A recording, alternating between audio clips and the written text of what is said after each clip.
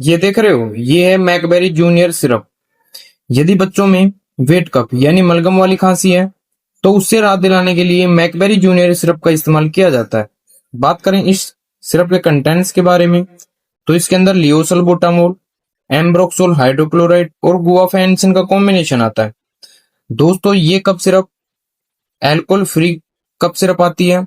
बात करें इस सिरप के प्राइस के बारे में तो ये आपको केमिस्ट शॉप पे 97 रुपए के अप्रोक्स आसानी से मिल जाती है। इस सिरप को मैकलर्स फार्मा द्वारा बनाया जाता है।